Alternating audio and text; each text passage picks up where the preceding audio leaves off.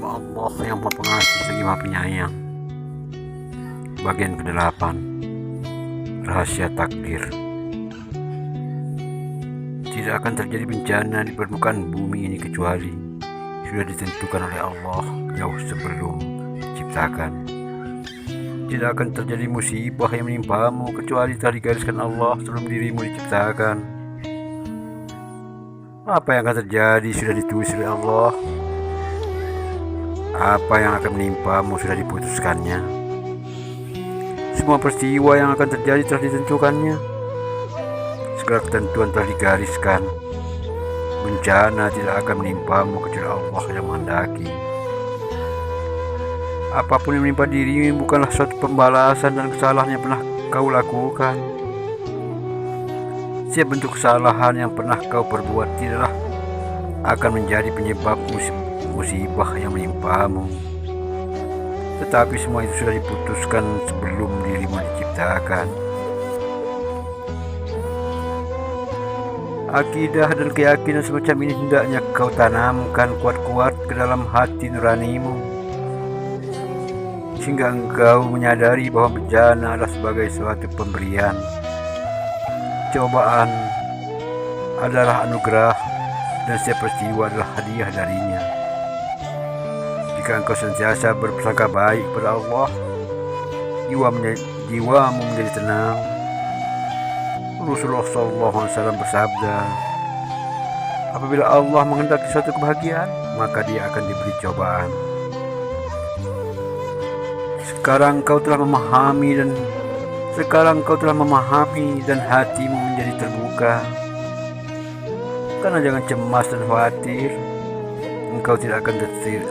Engkau tidak akan tertimpa sakit, kematian anak, kerugian harta, kebakaran rumah, kecelakaan selama Allah tidak menentukannya.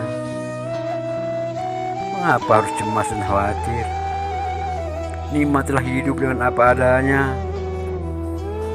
Jika Allah telah memilih haknya dan menentukan kadarnya, sesuatu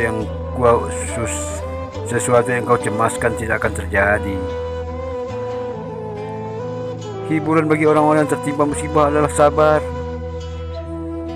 Berusahalah memahami takdir Allah, lalu ikhlas menerimanya. Kesabaran, keikhlasan mereka hanya tertuju kepada Allah yang Maha Pemberi, Maha Kuasa, dan Maha Pengampun. Takdir Allah hak dan kehendaknya. Allah tidak akan ditanya tentang perbuatannya terhadap manusia. Allah tidak akan ditanya tentang perbuatannya terhadap manusia. Sedangkan manusia akan ditanya dan harus bertanggung jawab terhadap apa yang telah diperbuatnya. Urat saraf tidak bisa tenang. Keguncangan tidak bisa tentram. Dadamu tidak akan lapang dan kegelisahanmu tidak akan hilang selama dirimu tidak beriman terhadap qada dan kadarnya. Setiap ketentuan ilahi telah digariskan dan ditentukan. Setiap langkahmu sudah diputuskan sebelum dirimu lahir. Jika menyadari takdir adalah sebuah keputusan Allah, mengapa harus gelisah? Mengapa harus sedih? Jangan biarkan dirimu kesal. Jangan pernah engkau berprasangka bahwa dirimu mampu menahan dinding agar tidak jatuh, menahan air agar tidak mengalir, menahan angin agar tidak terhembus, menahan angin agar tidak berhembus, atau menjaga kaca agar tidak pecah. Ini tindakan dan sikap tidak benar. Meskipun hal itu tidak kau inginkan, apa yang telah ditentukan tetap terjadi. Apa yang telah diputuskan tetap berlaku. Apa saja yang telah ditulis oleh Allah tetap terlaksana.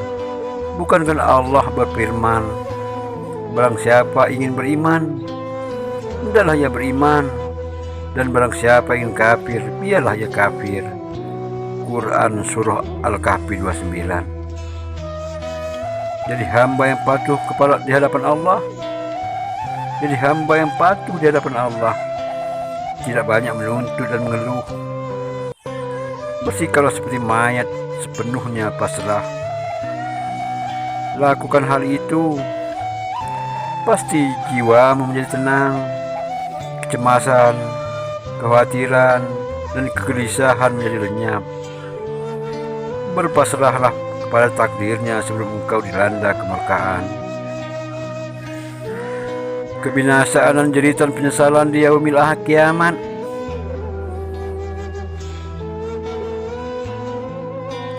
Kebinasaan dan jeritan penyesalan di yaumil kiamat. Engkau harus mengakui dengan baik terhadap keputusan Allah sebelum dirimu tenggelam dalam penyesalan.